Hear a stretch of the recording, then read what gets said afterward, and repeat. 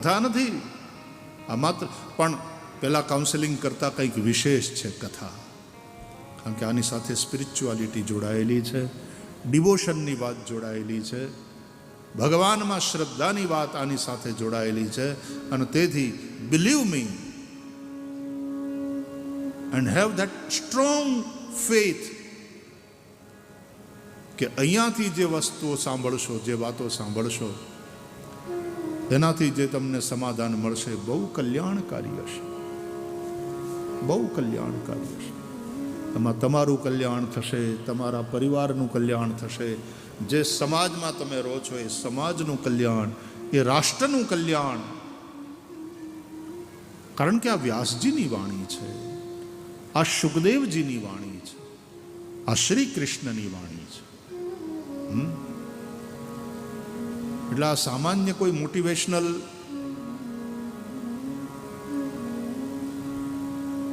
સ્પીકરની વાત નથી. શ્રી કૃષ્ણ તો જગતગુરુ છે. સિગમન્ડ ફ્રોઈડ પણ બહુ મોટા મનોવિજ્ઞાની આપણા અર્વાચીન યુગના કહેવાયા, પણ ભગવાન શ્રી કૃષ્ણની ભગવદ્ ગીતા એ માનવતાનું શ્રેષ્ઠ મનોવિજ્ઞાન છે.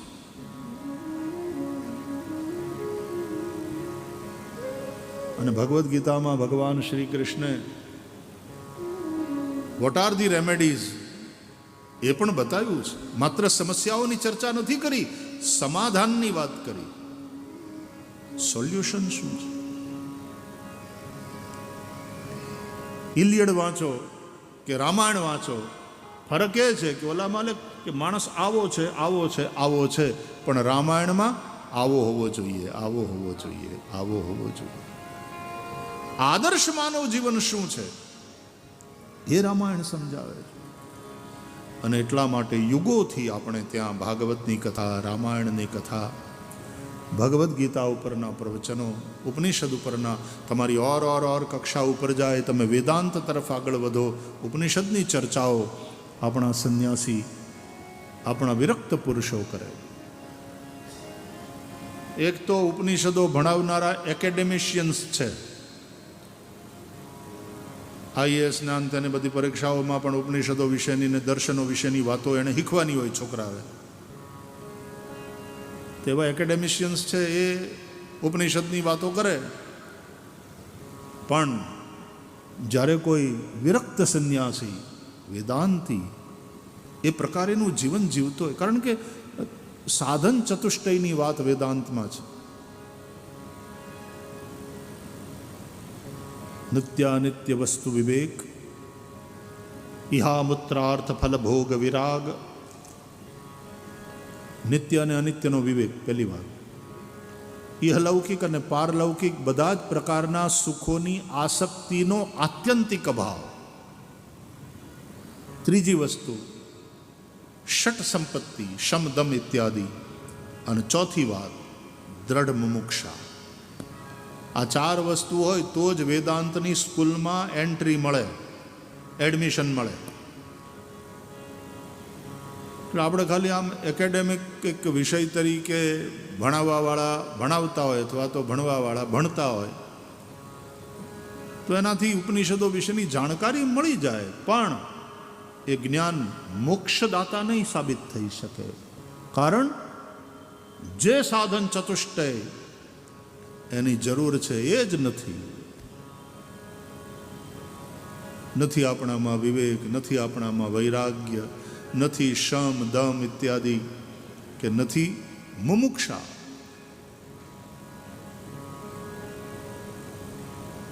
તો વેદાંત અનુસાર જેનું જીવન છે, જે વેદાંતને જીવે છે, એ જ્ઞાનને જે જીવે છે, એવા વિરક્ત મહાપુરુષો પાસેથી. એટલે આદ્ય શંકરાચાર્ય ભગવાન બોલતા હોય, રામાનુજાચાર્ય વેદાંતની વાત કરતા હોય, ત્યારે એની જે અસર થાય,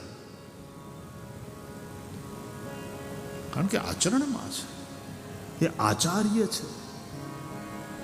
આચિનોતિ શાસ્ત્રાણી.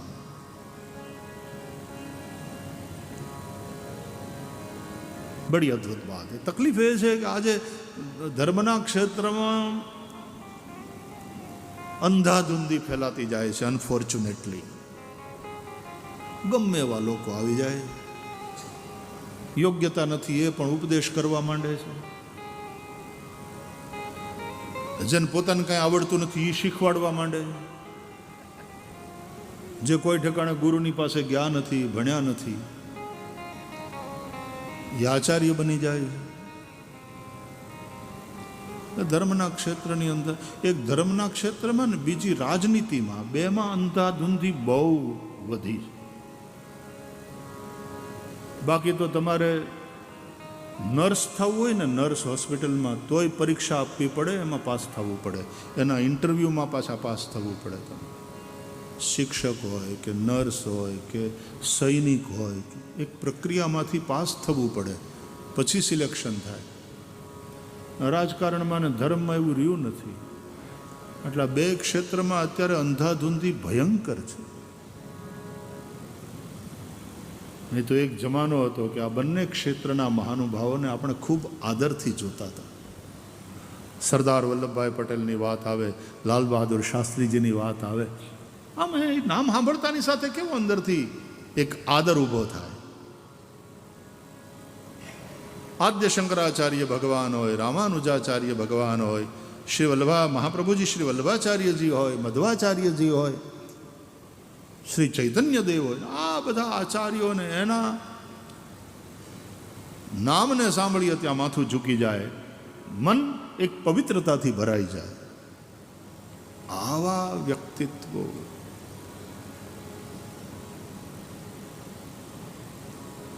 કલિયુગનો પોતાનો પ્રભાવ છે. ઉનાળો હોય તો ઉનાળો એનો પોતાનો પ્રભાવ તો બતાવે જ ને. એમાં કલિયુગ ચાલે છે એટલે કલિયુગ એનો પોતાનો પ્રભાવ બતાવે. અમારા છોકરાઓ હાથ વરહ ભણે છે કે છઠ્ઠાથી શરૂઆત કરી દીધું હોય, પ્રથમ વર્ષથી, તો કેટલા વર્ષોનો એનો અભ્યાસ હોય. કેટલા વર્ષો અભ્યાસ કરે ત્યારે પોતાની સંહિતા આખી તૈયાર કરે, કંઠસ્થ કરે. અને એવા વિદ્વાન બ્રાહ્મણો એ જ્યારે પૂજા કરાવે, યજ્ઞ કરાવે, ખાલી MBBS હોય તો ઓપરેશન કરી શકતા નથી. એના માટે એને સર્જન થવું પડે, એ પરીક્ષા પાસ કરવી પડે. ગમે એ ગમે એ કરવા માંડે. આવી અંધાધૂંધી. જે પાઠશાળામાં ગયા નથી, ભણ્યા નથી, શુદ્ધ ઉચ્ચારથી જે શ્લોક કે મંત્ર બોલી શકતા નથી, હા, એ બ્રાહ્મણને જમાડો, વસ્ત્રદાન આપો, દક્ષિણા આપો, પગે લાગો, ભગવાન બ્રાહ્મણ પ્રિય. પણ પૂજા કે યજ્ઞનું આચાર્યત્વ એ ન કરી શકે. અને ભણ્યા પછી હરખી થોડું વ્યાકરણ પણ ના આવડતું હોય અને વિભક્તિ ખોટી લગાડો તો ખોટું સરનામું થાય, દેવતાને આહુતિ ના પહોંચે. ઈમેલ આઈડીની અંદર ખાલી એક લેટરની ગડબડ થાય છે અને તમારો ઈમેલ ત્યાં નથી પહોંચતો. તો સ્વાહાકારમાં વિભક્તિની ગડબડ થાય કે સ્વધાકારમાં પણ વિભક્તિની ગડબડ થાય તો ના પહોંચે.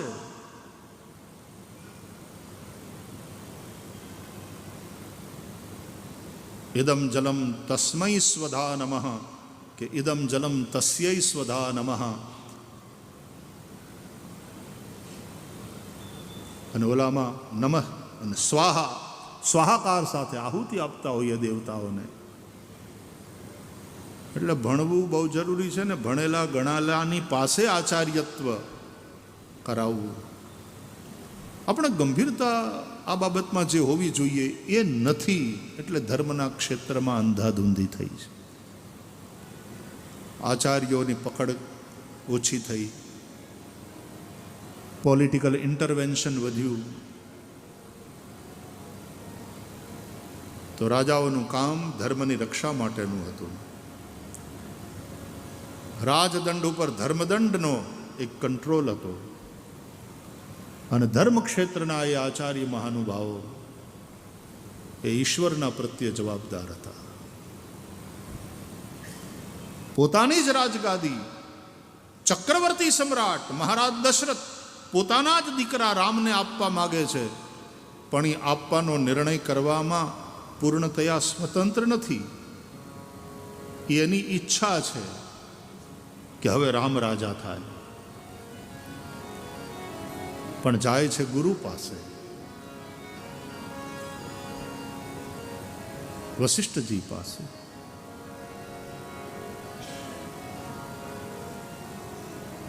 યહ વિચાર ઉર આન નૃપ.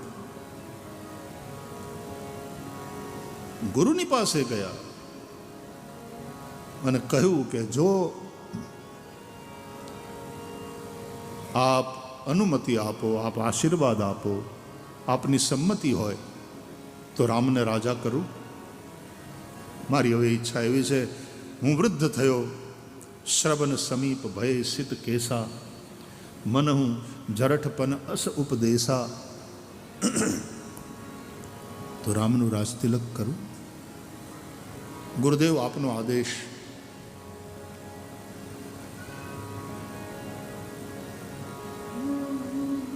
અને ત્યારે વશિષ્ઠજીએ આજ્ઞા આપી, અનુમતિ આપીને આશીર્વાદ આપ્યા. બહુ સારો વિચાર છે, બરાબર છે. ધર્મ સત્તા સિક્કો મારે છે સમર્થનનો. આગે બઢો, કરો. તો ગુરુદેવ ક્યારે કરવું? શુભ મુહૂર્ત. અને ગુરુદેવ વશિષ્ઠજી બોલ્યા, બેગી વિલંબ ન કરીએ નૃપુ, સાજીય સબુઈ સમાજ, સુદિન સુમંગલ તબહી જબ, રામ હોય જુબરાજ. બેગી વિલંબ ન કરી અંદર, હે રાજા જલ્દી કરો, વાર ન લગાડો, સબ તૈયારી કરો. કે પણ ગુરુ મહારાજ શુભ મુહૂર્ત. બોલે એ જ શુભ મુહૂર્ત જ્યારે રામ રાજા થાય. તો તદેવ લગ્નમ સુદિનમ તદેવ તારા બલમ ચંદ્ર બલમ તદેવ વિદ્યા બલમ દૈવ બલમ તદેવ લક્ષ્મીપતે તેંઘ્રિયુગમ સ્મરામી.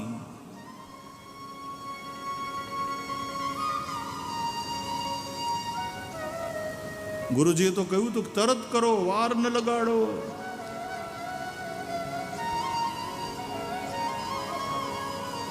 शुभ कार्य में कल न करो, अशुभ में आज न करो. આ પાછું સૂત્ર સમજી લો. અશુભમાં આજ નહીં અને શુભમાં કાલ નહીં.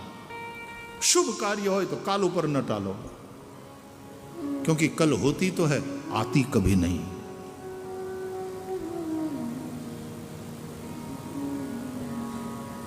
गुरुवार के लिए शुक्रवार कल है, लेकिन जब शुक्र का सूरज निकलेगा तो फिर शुक्र कल नहीं रहता, वो शुक्रवार आज हो जाता. फिर तो शुक्रवार के लिए कल है शनिवार. तो कल होती है, आती नहीं. इसलिए शुभ कार्य में कल नहीं, आज. काल करे सो आज कर, आज करे सो अब, पल में परलय होएगी बहुरी करेगो कब.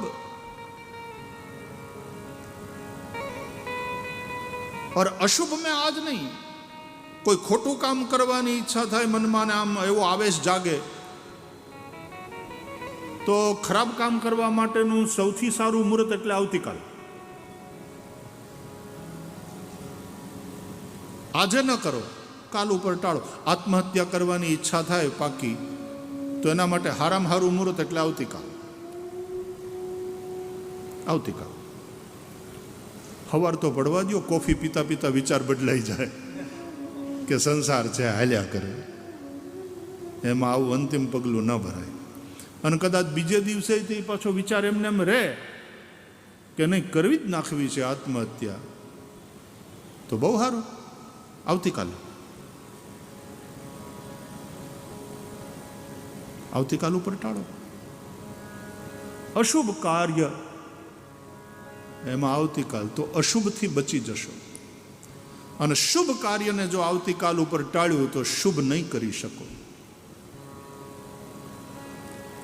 એટલે વશિષ્ઠજીએ કહ્યું હતું કે બેગી વિલંબ ન કરીએ નૃપ, સાજીય સબઈ સમાજ, સુદિન સુમંગલ તબહી જબ, રામ હોય જુબરાજ. તો પછી ત્યાંથી ગુરુજીને વંદન કરીને વશિષ્ઠ બાપજીને આશીર્વાદ એમના લઈ અને દશરથજી આવે છે રાજમહેલમાં. મુદિત મહીપતિ મંદિર આય,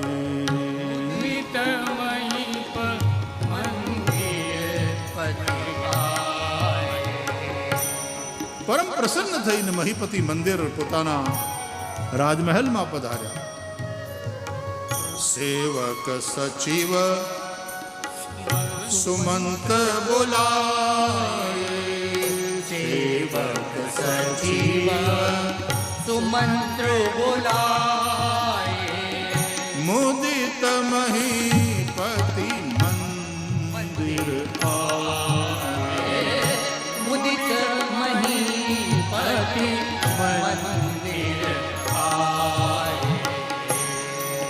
ગુરુજીની અનુમતિ મળી ગઈ, એમના આશીર્વાદ મળ્યા. રાજમહેલમાં આવીને મહારાજ દશરથે સુમંત ઇત્યાદિ સચિવોને અને સેવકોને બોલાવ્યા. સેવકો, સચિવો, પ્રજાના પ્રતિનિધિઓ, આખું એડમિનિસ્ટ્રેશન સંભાળવા વાળા, એને બોલાવી અને પાછો એનો અભિપ્રાય અને એનો સહયોગ પણ ઈચ્છ્યો.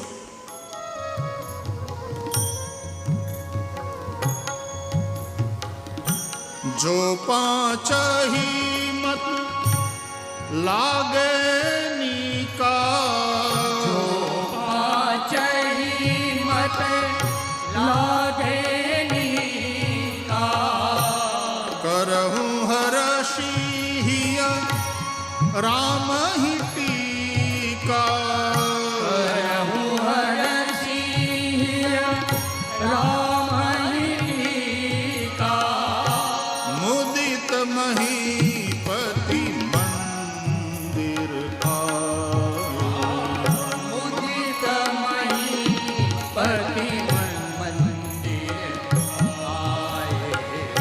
સેવક સચિવ સુમંત્ર બોલાય, સચિવ સુમંત્ર બોલાય, મુદિત મહીપતિ મંદિર આય, મુદિત મહીપતિ મુદિત મહીપતિ મુદિત મંદિર આય.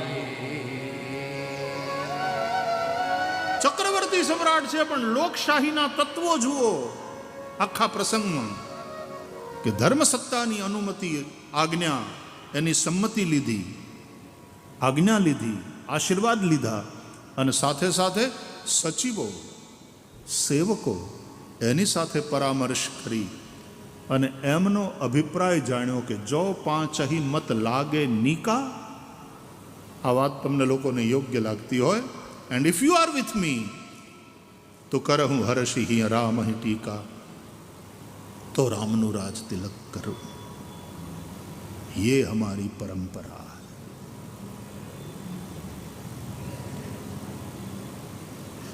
ये રાજાશાહીમાં એ લોકશાહીના બધા જ તત્વો વિદ્યમાન હતા.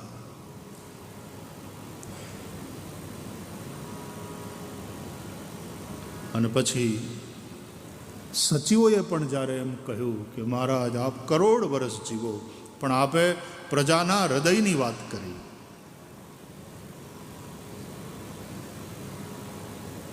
પોતાની ઈચ્છા, ગુરુદેવની અનુમતિ અને આશીર્વાદ અને સચિવોનું સમર્થન, આ ત્રણેય વસ્તુ થઈ ગયા પછી રાજા દશરથે નિર્ણય કર્યો હતો કે તો પછી કરો તૈયારી, આવતીકાલે જ રામને રાજગાદીએ બેસાડીએ. આવતીકાલે? આ નિર્ણય ખોટો, કારણ કે શુભમાં કાલ નહીં. અને આવતીકાલે જ રામનું રાજ તિલક કરું, એ આવતીકાલ કમસે કમ દશરથજીના જીવનમાં ક્યારેય ન આવી.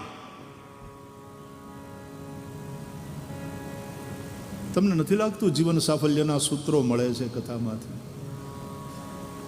શું કામ કથાઓ સાંભળીએ છીએ? શું કામ આવા ખર્ચા, સમય, સંપત્તિ, શક્તિ આમાં શા માટે લગાડીએ છીએ? જીવન શાશ્વત છે. જીવન સાથે જોડાયેલા પ્રશ્નો પણ હંમેશા રહેવાના. એ પ્રશ્નોના પ્રકાર બદલાવાના, પણ પ્રશ્નો હંમેશા રહેવાના. અને એ પ્રશ્નોના સમય અને દેશ એટલે કે સ્થાન અનુસાર એના સમાધાન નવા નવા નવા મળતા રહે. એટલા માટે કથા, એટલા માટે સત્સંગ, અને એટલા માટે વર્ષોથી કથાઓ થયા કરે છે. ઘણાને એમ થાય કે એની કથા કેમ જૂની થતી નથી? એનું ભાગવત ને એનું રામાયણ ને એની ગીતા ને વર્ષોથી કહેવાવાળા કીધા જાય છે, સાંભળવાવાળા સાંભળે જ જાય છે. ગંગા એની એ હોવા છતાં પાણી એનું એ નથી. અવિરલ વહેતી ગંગાનું પાણી હર ક્ષણ બદલાતું રહે છે અને તેથી તાજું રહે છે. કથાને પણ ગોસ્વામી તુલસીદાસજીએ એટલા માટે ગંગાની ઉપમા આપી છે. પૂછે રઘુપતિ કથા પ્રસંગા, સકલ લોક જગ પાવની ગંગા, ધન્ય ધન્ય ગિરિરાજ કુમારી, તુમ સમાન નહીં કો ઉપકારી, ધન્ય ધન્ય ગિરિરાજ કુમારી. ગંગા હજારો વર્ષોથી વહે છે. ગંગા એની એ છે, પણ એનું પાણી એનું એ નથી.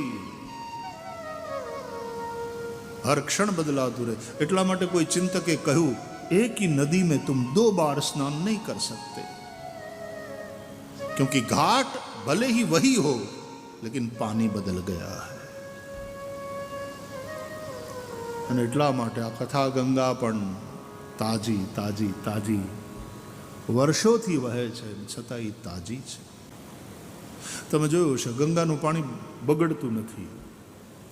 હવે તો આપણે ગંગાને બગાડવાનો થાય એટલો નિષ્ઠાપૂર્વક પ્રયાસ કર્યો છે આપણી જીવનશૈલીને કારણે.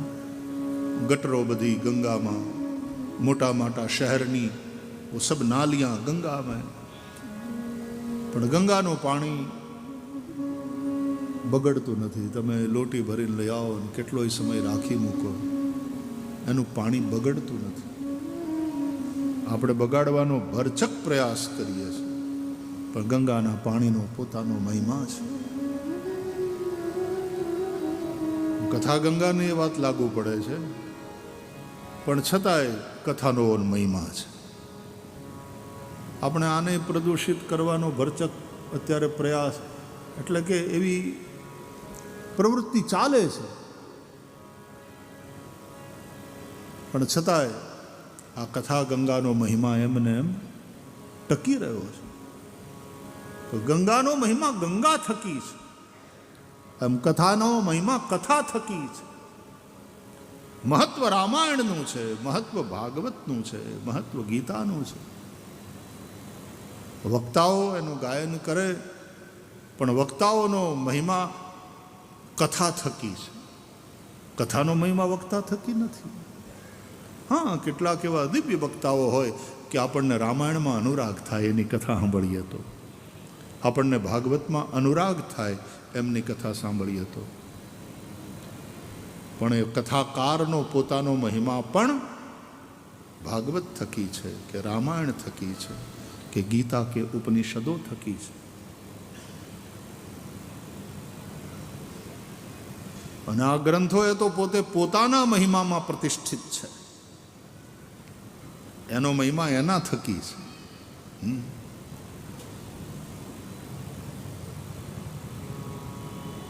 તો પગના દેવ વિષ્ણુ, સૌથી મહત્વની વાત. પગ ચાલતા રહે ત્યાં સુધી તમારું જીવન ચાલતું રહે. પછી બે હાથ, હાથના દેવ ઇન્દ્ર. એટલે ભગવાને જ્યારે ઇન્દ્રના યજ્ઞનો ભંગ કરાવ્યો, ઇન્દ્રને ક્રોધ આવ્યો, અને ગોવર્ધન લીલામાં આપણે દશમ સ્કંદમાં સાંભળીએ છીએ, ઇન્દ્રે પ્રલયકારી મેઘ વરસાવ્યા, ચારે બાજુ જળબંબાકાર.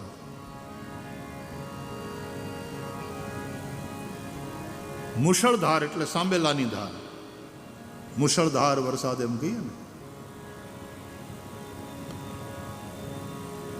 પણ મુશળધારાએ નહીં, હાથીના સુંડ જેવી ધારાએ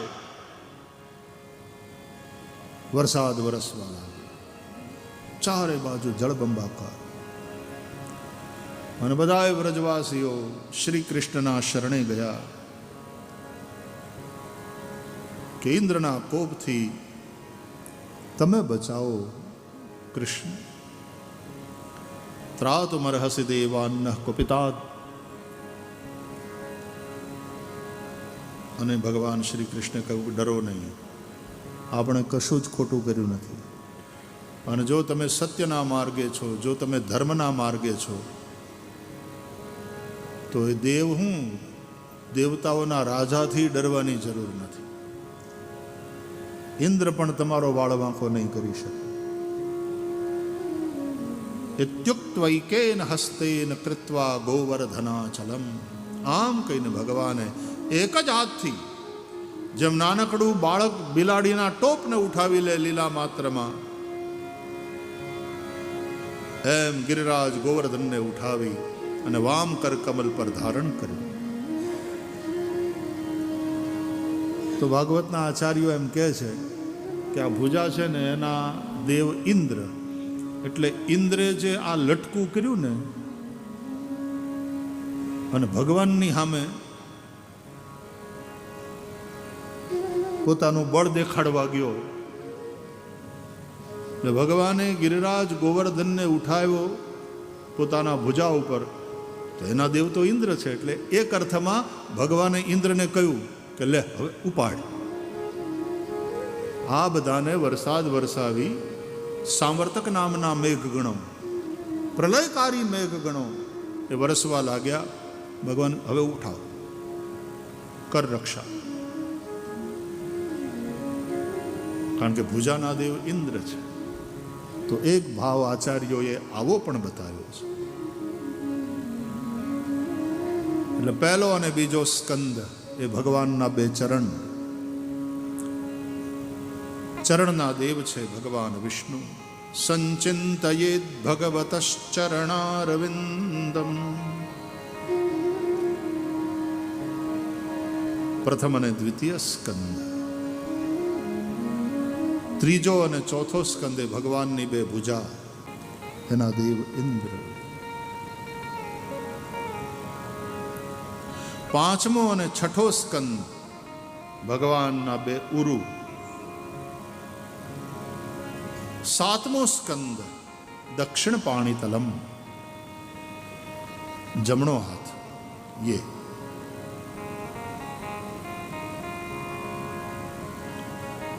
ભુજાઓમાં બળ, કાંડામાં કૌવત,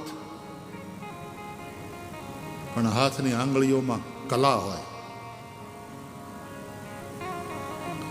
ઘણા માત્ર હાથની આંગળીઓથી એવા સરસ પેઇન્ટિંગ કરે, એ હાથની આંગળીઓને અંગૂઠામાં જ કલમ પકડાય, લખાય પણ ખરું અને ચિત્રામણ પણ થાય. નૃત્યમાં એ હાથની જ મુદ્રાઓથી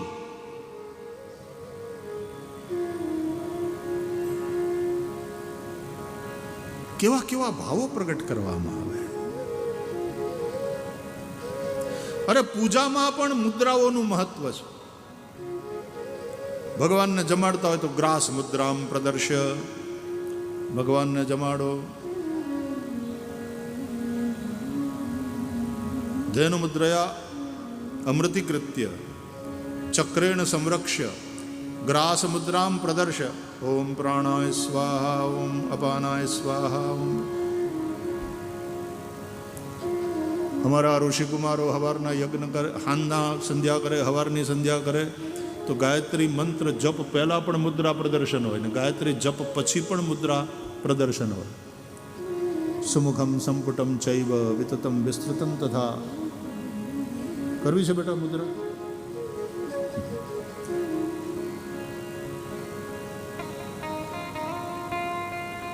જપના અંતે પણ મુદ્રા, જપની પહેલા પણ મુદ્રા, તો નૃત્યની અંદર પણ મુદ્રા, આપણા ધાર્મિક કર્મકાંડમાં પણ મુદ્રાઓ,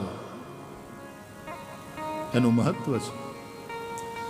અને વેપારી હોય તો એના તિજોરીમાં ન્યાય મુદ્રા, એનું બહુ મહત્વ. અને ઘરે હોય તો ભદ્રા, સ્ત્રી એ ભદ્રા હોય, સુભદ્રા હોય તો કૃષ્ણની બેન. ભગવાન શ્રી કૃષ્ણ જ પોતાના સખા, ભાઈ કે શિષ્ય એવા અર્જુનને વરાવરાવે છે. સુભદ્રા કૃષ્ણ જ આપે છે. શ્રી કૃષ્ણની કૃપાથી સુભદ્રા અર્જુનને પામ્યા અને અર્જુન સુભદ્રાને પામ્યા. સુભદ્રા સારી રીતે કલ્યાણ કરનારી.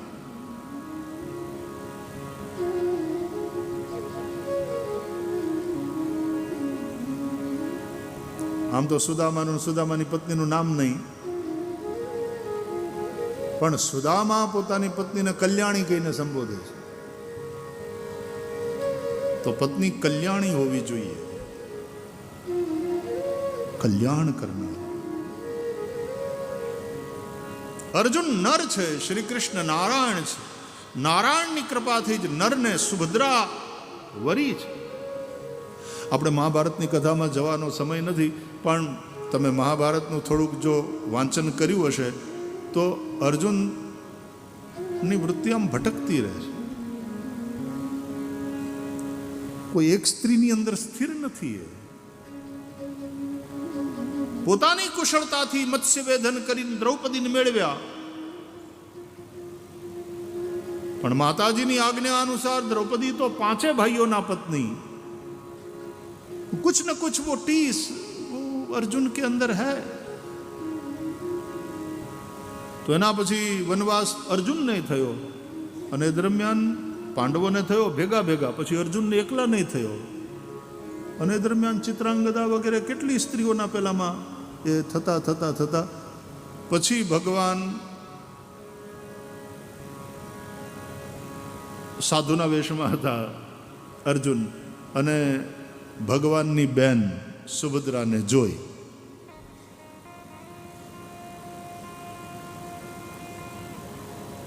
જો એવું નહીં વિચારતા કે મામા ફઈ ના થાય. શ્રી કૃષ્ણ અને અર્જુન આમ તો એક રીતે ભાઈ પણ છે ને, પણ કેટલાક સમાજમાં મામા ફઈના પણ પરણે આવી પરંપરા હોય છે, આજે છે.